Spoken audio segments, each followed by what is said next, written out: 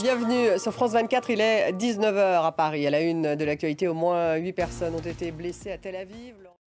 19h10, le débat consacré au Sénégal au lendemain de l'annonce de Macky Sall qu'il ne briguera pas un troisième mandat en février 2024.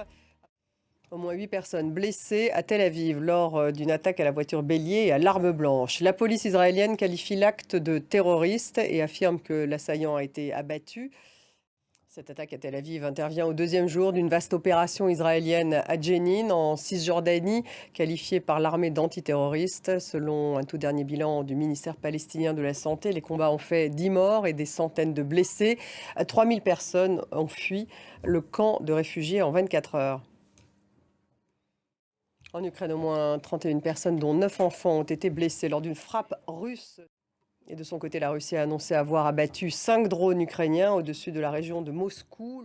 Même si ce type de frappe s'est multiplié ailleurs en Russie, l'attaque n'a pas fait ni de victimes ni de dégâts, selon le ministère.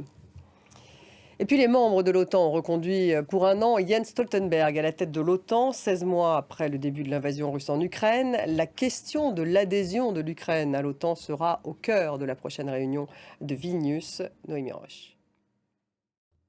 La France a rapatrié 10 femmes et 25 enfants qui étaient détenus dans les camps de prisonniers djihadistes dans le nord-est de la Syrie.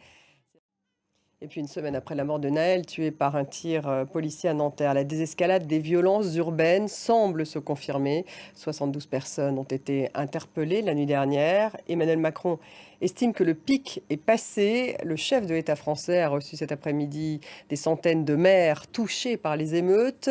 Le chef de l'État a annoncé un projet de loi d'urgence pour accélérer la reconstruction des bâtiments, du mobilier urbain et des moyens de transport. Nina Masson. Merci d'avoir suivi. Tout de suite, le débat, il est consacré au Sénégal, alors que Macky Sall a affirmé qu'il n'allait pas briguer un troisième mandat lors de la présidentielle de février 2024. Après des mois de tension avec l'opposition, est-ce que cette décision va permettre un apaisement ? Que va-t-il se passer du côté de l'opposition ? Qui pourrait succéder à Macky Sall ? Voilà toutes les questions que nous allons poser à nos invités dans quelques minutes. Restez avec nous.